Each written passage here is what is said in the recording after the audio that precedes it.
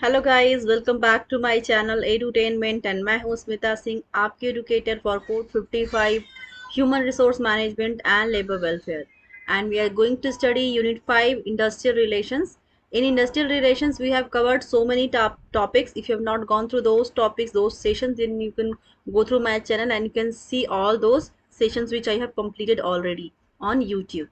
So now we'll start from the contents. So contents क्या क्या पढ़ने हैं आपको यूनिट 5 से. आपके सामने स्क्रीन पर है ये सारे कंटेंट्स, क्या क्या पढ़ने हैं, क्या क्या टॉपिक्स आपको पढ़ना है. ये मैंने लास्ट सेशन में डिस्कस किया हुआ है, इवन कई बार डिस्कस किया हुआ है. तो आपने अगर उन सेशंस को नहीं देखा है तो then you can go through and watch them as well. So मैं आपको स्लाइड पर लेके जा रही हूँ जहाँ से हमें आज का सेशन स्टार्ट करना है. ये सारे जो आपकी स्क्रीन पर दिख रहे हैं ये सब हमने कवर अप किया हुआ है लास्ट सेशन में. सो हमारा लास्ट सेशन का जो लास्ट टॉपिक था वो इंडस्ट्रियल डिस्प्यूट सेटलमेंट मशीनरी के बारे में हम बात कर रहे थे कि क्या क्या सेटलमेंट मशीनरीज होती हैं in industrial dispute. Like when ever industrial disputes arise in the organization, in the industry, then what are the settlement machineries used. तो क्या क्या मशीनरीज यूज होती हैं. एंड मशीनरीज आर कॉन्सिलिएशन, पहला कॉन्सिलिएशन हो जाएगा, दूसरा है कोर्ट ऑफ इंक्वायरी, थर्ड है वॉलंटरी आर्बिट्रेशन एंड एडजुडिकेशन है कंपल्सरी आर्बिट्रेशन. सो ये सारे ही जो मशीनरीज की बात कर रहे हैं वो हम अच्छे से पढ़ेंगे और अच्छे प्रॉपर एक्सप्लेनेशन के साथ मैं आपको पढ़ाऊंगी. सो लास्ट सेशन में हमने काउंसिलिएशन की बात की थी. काउंसिलिएशन पे मैंने सेशन लिया था. सो अगर आपने उस सेशन को नहीं देखा है, वो अभी जस्ट लास्ट सेशन ही था, आपने नहीं देखा होगा तो आप देख सकते हैं. काउंसिलिएशन ऑफिसर की भी बात की थी हमने. काउंसिलिएशन में काउंसिलिएशन ऑफिसर होते हैं, काउंसिलिएशन बोर्ड होता है. सो कोर्ट ऑफ इंक्वायरी उसके बाद हमें पढ़ना था, right. So let me see court of inquiry को किस तरह से डील करेंगे. Just a second.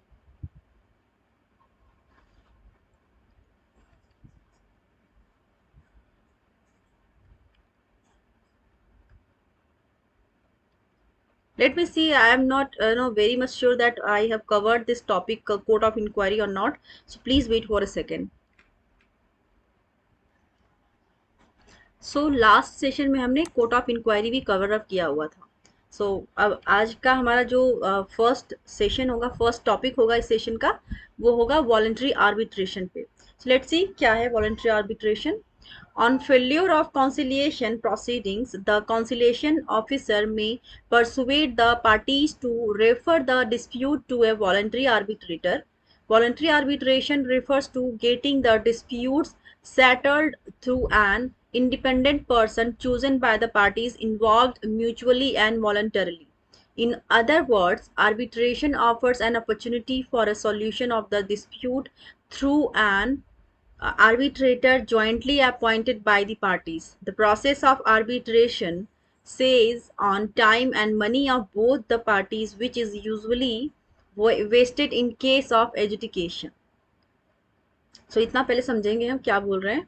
Voluntary arbitration में होता क्या. वॉलेंट्री आर्बिट्रेशन आप टॉपिक से ही समझ जाएंगे कि वॉलेंटरली होता है, मतलब वहाँ पे जो आर्बिट्रेटर होता है वो वॉलेंटरली आता है, राइट. वहाँ पे किसी का लाइक दो पार्टीज के बीच में अगर डिस्प्यूट अराइज होता है तो वॉलेंट्री आर्बिट्रेशन होता है वहाँ पे. सो एक स्पेसिफिक वर्ड्स में हम समझेंगे ताकि आपको एक प्रॉपर अंडरस्टैंडिंग हो इस वॉलेंट्री आर्बिट्रेशन में होता क्या है exactly. On failure of conciliation proceeding, the conciliation officer में persuade the parties to refer the dispute to a voluntary arbitrator. Voluntary arbitration refers to getting the disputes settled through an independent person chosen by the parties involved mutually and voluntarily. So क्या कह रहे हैं कि सबसे पहले जब dispute arise होता है, जैसा कि आपने देखा कि चार मशीनरीज हम यूज करते हैं अगर इंडस्ट्री में किसी भी तरह का डिस्प्यूट अराइज होता है. तो वो डिस्प्यूट सेटलमेंट मशीनरीज में आपने देखा कि सबसे पहला कॉन्सिलिएशन है. कॉन्सिलिएशन के थ्रू डिस्प्यूट को सॉल्व किया जाएगा. अगर कॉन्सिलिएशन के थ्रू भी अगर डिस्प्यूट सॉल्व नहीं हो पा रहा है तब इन्वॉल्वमेंट होता है वॉलंटरी आर्बिट्रेशन का. वॉलंटरी आर्बिट्रेशन में क्या होता है कि जो दो पार्टीज होती हैं जिनके बीच में डिस्प्यूट अराइज हुआ है, उन दो पार्टीज के बीच के दोनों के म्यूचुअल अंडरस्टैंडिंग के बाद के दोनों की आपसी सहमति से म्यूचुअल अंडरस्टैंडिंग से एक पर्सन को, इंडिपेंडेंट पर्सन को चूज किया जाता है. और वो पर्सन वो होता है जो वॉलंटरली उसमें इनिशिएटिव लेता है. लाइक ऐसा नहीं कि उसको फोर्स किया जाता है कि आइए और सेटलमेंट करिए, दोनों की बातों को सुनिए और उसको सॉल्व करिए उस डिस्प्यूट को। नहीं, वो चूज पार्टीज के द्वारा किया जाता है कि ठीक है आपसी सहमति से कि ठीक है इस पर्सन, ये पर्सन क्योंकि कहीं ना कहीं फेथ होता है कि ये पर्सन बायसनेस को नहीं बायस्ड होकर के जजमेंट नहीं देगा, अनबायस्ड होकर देगा, वो किसी की तरफ होकर के ना, बल्कि वो एक कहते हैं कि वॉलंटरली चीज को सॉल्व करेगा, डिस्प्यूट्स को सॉल्व करेगा, वो किसी भी तरह की बायसनेस नहीं करेगा। तो दोनों पार्टीज का म्यूचुअल कंसेंट होता है, दोनों पार्टीज का म्यूचुअल अग्रीमेंट होता है, यू कैन से दोनों ही अपनी स्वेच्छा से एक इंडिपेंडेंट पर्सन को चूज करते हैं, और जो पार्टीज के बीच में वो पर्सन पार्टीज के बीच में म्यूचुअली एंड वॉलंटरली इन्वॉल्व होता है डिस्प्यूट को सॉल्व करने के लिए। That's it. आप एक सिंपल एंड स्पेसिफिक वे में यही समझेंगे, राइट? कि एक पर्सन होता है जो दोनों पार्टीज के बीच में जो डिस्प्यूट अराइज हुआ है, तो क्या करते हैं कि दोनों पार्टीज मिलकर एक पर्सन को चूज करते हैं वॉलंटरली, यू कैन से कि वो उस पर्सन को चूज करते हैं जो कि वॉलंटरली उन दोनों पार्टीज के बीच में इन्वॉल्व हो सके और उनके प्रॉब्लम को सॉल्व कर पाए, उनके डिस्प्यूट को सॉल्व कर पाए, right? So in other words, arbitration offers an opportunity for a solution of the dispute through an arbitrator jointly appointed by the parties. So other words में क्या, लाइक वही चीज वो क्या कह रहे हैं कि दोनों पार्टीज की सहमति से एक पर्सन अपॉइंट किया जाता है जो कि उनके प्रॉब्लम को सॉल्व करे, जो उनके डिस्प्यूट को सॉल्व करे। The process of arbitration saves on time and money of both the parties, which is usually wasted in case of adjudication. क्या करें, the process of arbitration saves on time and money of both the parties which is usually wasted in case of education. So in case of education उनका जो time और पैसा दोनों ही waste होता है, right? जो प्रोसेस होता है आर्बिट्रेशन का, right? For the purpose of reference of a dispute to arbitration, the parties must enter into a written agreement called the arbitration agreement to refer the dispute on an arbitrator or arbitrators whose name they must specify in the agreement. So जो क्या कह रहे हैं कि जो voluntary arbitration के लिए जिस person को वो choose करते हैं, उस person के बारे में उसको उसको एक कहते हैं कि written में लिखा जाता है कि ये person ही हमारे डिस्प्यूट को सॉल्व करेगा, और उस चीज को रिटन में उस आर्बिट्रेटर को क्या का नाम, उस आर्बिट्रेशन के सारे प्रोसेस को रिटन में लिखा जाता है ताकि आगे उसका प्रूफ रहे, कोई प्रॉब्लम ना हो, राइट? और ये चीज कैसे होती है, दोनों पार्टीज के कंसेंट के वजह से ही होती है। दोनों पार्टीज ही एक साथ स्पेसिफाई मैनर में उस पर्सन को चूज करते हैं फॉर आर्बिट्रेशन। तो उसको क्या बोला जाता है, जब एक रिटन अग्रीमेंट होता है आर्बिट्रेशन के बीच में आर्बिट्रेटर के लिए, तो उसको क्या बोला जाता है, आर्बिट्रेशन एग्रीमेंट बोला जाता है उसको। सिंपल, लाइक बहुत सिंपल है ये समझने के लिए। The principle of voluntary arbitration was incorporated in the Code of Discipline, Industrial Truth Resolution of 1962, and also in the various 5 years plan. So principle of voluntary arbitration was incorporated. So क्या कह रहे हैं specially कि जो ये principal है, specially ये जो वॉलंटरी आर्बिट्रेशन, इसका कॉन्सेप्ट कहाँ पे स्पेशली यूज किया जाता है, that is used in code of discipline. So code of discipline में ये बहुत ज्यादा प्रिवेल है, बहुत ज्यादा प्रचलित है कि जहां पर वॉलंटरी आर्बिट्रेशन का यूज किया जाता है। Whereas industrial truce resolution of 1962, industrial truce resolution of 1962 में भी इसका यूज किया जाता है, and also in the various 5 years plan. और ऑल्सो ये जो 5 years पंचवर्षीय प्लान होते हैं उसमें भी ये यूज किया जाता है, क्या, वॉलंटरी आर्बिट्रेशन। सो वॉलंटरी आर्बिट्रेशन कहाँ कहाँ पर यूज किया जाता है, the names R code of discipline, industrial truce resolution of 1962 and also 5 years plan. 5 पंचवर्षीय योजनाएं जो है उनमें भी यूज किया जाता है वॉलंटरी आर्बिट्रेशन का। वॉलंटरी आर्बिट्रेशन क्या है, वॉलंटरी आर्बिट्रेशन वो है जब दो पार्टीज एक म्यूचुअल अंडरस्टैंडिंग के साथ, एक एग्रीमेंट के साथ, आर्बिट्रेशन एग्रीमेंट के साथ जो कि रिटन में होता है, उसके तहत एक पर्सन को डिसाइड करते हैं कि ये पर्सन हमारे इश्यूज को, हमारे डिस्प्यूट को सॉल्व करेगा, दैट इज वॉलंटरी आर्बिट्रेशन। और उस पर्सन को क्या बोला जाता है, वॉलंटरी आर्बिट्रेटर बोला जाता है, और उसके एग्रीमेंट को क्या बोला जाता है, वॉलंटरी एग्रीमेंट बोला जाता है, राइट?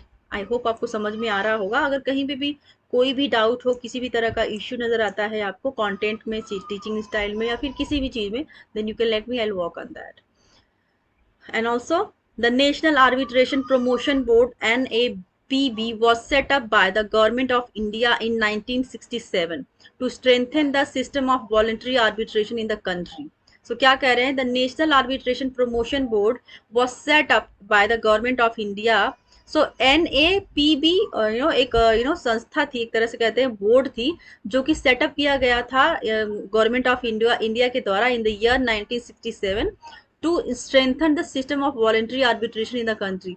किस लिए वो इस बोर्ड का किस लिए कहते हैं कि ये बोर्ड को बनाया क्यों गया था गवर्नमेंट ऑफ इंडिया के द्वारा in 1967 just because of just for the purpose of to strengthen the system of voluntary arbitration in the country, right? That was the reason. Adjudication क्या है हम देखेंगे. The ultimate remedy for the settlement of an industrial dispute is the reference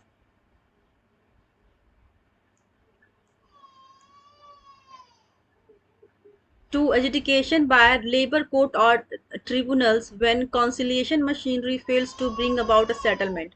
Adjudication consists of settling disputes through intervention by the third party appointed by the government. The law provides the adjudication to be conducted by the labor court, industrial tribunal or national tribunal. A dispute can be referred to adjudication if both the employer and the recognized union agreed to do so. A dispute can also be referred to adjudication by the government even if there is no consent of the parties, in which case is called compulsory adjudication. As mentioned above, the dispute can be referred to three types of tribunals depending on the nature and facts of disputes in question. These includes labor court, industrial tribunals and national tribunals. ये सारे ही topics जो भी आप industrial dispute settlement machinery के बारे में आप पढ़ रहे हैं, सारे के सारे टॉपिक्स बहुत ही इंपॉर्टेंट है एग्जाम पर्सपेक्टिव से. अगर आपने PYQs देखा होगा तो आप देखे होंगे कि कितने सारे क्वेश्चंस इन टॉपिक्स पे स्पेशली पूछे गए हैं. तो आपको ये सारे ही टॉपिक्स बहुत ही ध्यान से और समझ के पढ़ना है. कहीं पे भी अगर आपको लगता है मैं समझाने में लैग कर रही हूँ तो आप मुझे ज़रूर बताइएगा कमेंट सेक्शन में कमेंट करके, ताकि मैं उस पर वर्क कर पाऊँ या फिर मैं आपके लिए अनदर सेशन कंडक्ट कर पाऊँ. और and for sure I do that, right. So education में क्या कह रहे हैं कि the ultimate remedy for the settlement of an industrial dispute is the reference to education by labour court और tribunals when conciliation machinery fails to bring about a settlement. So क्या करें, education कब लाया जाता है? जब लेबर कोर्ट या फिर ट्रिब्यूनल लेबर कोर्ट या फिर लेबर ट्रिब्यूनल्स जो कॉन्सिलिएशन मशीनरी है वो फेल हो जाती हैं सेटलमेंट ऑफ व्हाट, डिस्प्यूट को सेटल करने में जब फेल हो जाती हैं तब एजुकेशन लेके आया जाता है, जिसके तहत डिस्प्यूट को सॉल्व किया जाता है, राइट. सो फर्स्ट लाइन में आप देखेंगे the ultimate remedy for the settlement of an industrial dispute is the reference to education by the labour court और tribunal when conciliation machinery fails to, जब conciliation machinery fail हो जाती है to bring about a settlement, तब क्या लाया जाता है? तब एजुकेशन लेके आया जाता है. Education consist of settling dispute through intervention by the third party appointment by the government. So education का काम क्या होता है? Education third party intervention by the third party appointed by the government. क्या होता है, एक जैसे दो पार्टीज के बीच में डिस्प्यूट अराइज हुआ तो as a third party education का एक तरह से निर्माण होता है, यू कैन से एक फॉर्मेशन होता है. और उसका फॉर्मेशन किसके द्वारा होता है? एजुकेशन का फॉर्मेशन होता है by the appropriate by the government specially, right. Settlement जो मशीनरी है एजुकेशन एज एजुकेशन, ये किसके द्वारा कंडक्ट किया जाता है? By the government. The law provides the education to be conducted by the labor court, industrial tribunal or national tribunal, right. So law provides the education to be conducted by, जो law है government of India का जो law है, law provides the education, क्या provide करते हैं? Education provide करते हैं to be conducted by the, किसके द्वारा वो कंडक्ट किया जाता है? एजुकेशन जो है किसके द्वारा कंडक्ट किया जाता है? That is conducted by labour court, industrial tribunal या फिर नेशनल ट्रिब्यूनल के द्वारा किया जाता है. A dispute can be referred to adjudication if both the employer and the recognized union agreed to do so. A dispute can also be referred to adjudication by the government. A dispute can also be referred to adjudication by the government even if there is no consent of the parties, in which case is called compulsory adjudication. सब like होता है ना कि जब adjudication या फिर किसी conciliation या फिर आपने जो लास्ट आपने टॉपिक पढ़ा था वॉलंटरी आर्बिट्रेशन, तो ये इन पार्टीज का फॉर्मेशन कब होता है? जब दोनों पार्टीज की सहमति होती है, दोनों पार्टी की सहमति के बाद वो तीसरी पार्टी जो होती है एजुडिकेशन काउंसिलेशन को ले लीजिए या फिर आप वॉलंटरी आर्बिट्रेशन को ले लीजिए, तो उनकी सहमति के बाद ही वो पार्टी का फॉर्मेशन होता है कि वो third party as a third party वो बीच में आए और दोनों के डिस्प्यूट को सॉल्व करें, सेटलमेंट मशीनरी का काम करें। लेकिन एजुकेशन में क्या होता है कि एजुकेशन क्या होता है कि वॉलेंट्री भी होता है, लेकिन सम ऑफ द केसेस अगर लगता है कि डिस्प्यूट सॉल्व नहीं हो रहा है और दोनों पार्टीज अग्री नहीं होती कि इस पर्सन को या फिर इस पार्टी का फॉर्मेशन होना चाहिए और हमारे बीच में इंटरप्ट करे या फिर इंटरवेंशन करे किसी भी तरह से, तो उसके बावजूद भी अगर गवर्नमेंट को लगता है कि नहीं ये सॉल्व कर सकता है केस को या फिर डिस्प्यूट को हैंडल कर सकते हैं, तो चाहे उनकी सहमत दोनों पार्टीज की जिस पार्टीज के लिए स्पेशली वो हायर किए गए हैं, पार्टी बनाई गई है, उनकी भले सहमति हो या ना हो, तभी भी गवर्नमेंट क्या करती है, ये कंपल्सरी एजुकेशन के थ्रू पार्टी का थर्ड पार्टी का फॉर्मेशन करते हैं कि वो सेटल करें, वो डिस्प्यूट को सेटल करें। As mentioned above, the dispute can be referred to three types of tribunals depending on the nature and facts of dispute in question. So nature and facts के according मतलब किस तरह का dispute arise हुआ है, किस तरह की problem है इंडस्ट्री के अंदर, तो उसके बेसिस पे थ्री तरह की पार्टीज का फॉर्मेशन होता है। वो पार्टीज कौन कौन सी हैं?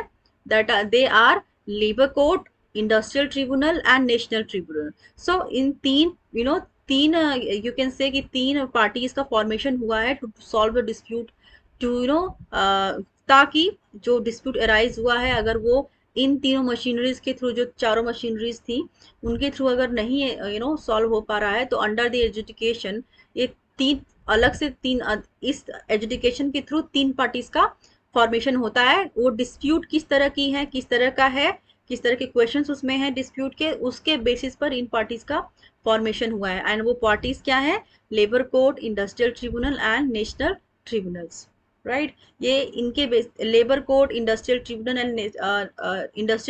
एंड नेशनल ट्रिब्यूनल पे भी क्वेश्चंस बहुत सारे पूछे गए हैं, कई बार पूछे गए हैं और इनके तरीके बदल के थोड़ा बहुत इधर उधर करके पूछे गए हैं। तो आप जब भी आप क्वेश्चन को सॉल्व करने जाएंगे, सो फर्स्ट ऑफ ऑल आप पहले आप थ्योरी को समझिए, थ्योरी के बाद मैं आपको क्वेश्चन भी सॉल्व करवाऊंगी, आपको अच्छे समझ में आएगा for sure, right. So I hope आपको मेरा सेशन पसंद आया होगा। If yes, then please do subscribe my channel, like my videos and share with your friends so that they also could avail my classes, they also can attend the classes and they can get benefited for the code 55 human resource management and labour welfare, क्योंकि exams अब करीब आने वाले हैं। Hopefully अभी like इस week में, इस वीक के एंड होने तक आपके एप्लीकेशन फॉर्म भी आ जाए। एप्लीकेशन फॉर्म डालते ही आपके अंदर जुनून आ जाएगा पढ़ने का भी। अभी मे भी आप थोड़ा बहुत स्लो अगर चल रहे होंगे तो फिर ऑटोमेटिकली आपको फास्ट होना ही पड़ेगा, क्योंकि अगर आप एग्ज़ाम के पर्सपेक्टिव से पढ़ने आए हैं यहाँ पर और तैयारी के लिए आए हैं, आप क्रैक करने के लिए आए हैं, तो आप डेफिनेटली आप पढ़ाई अपनी शुरू कर देंगे, राइट। सो कहीं भी किसी भी तरह का डाउट हो तो आप मुझे ज़रूर बताइएगा कमेंट सेक्शन में कमेंट करके। तब तक के लिए धन्यवाद। Keep watching, keep sharing my videos. Thank you very much.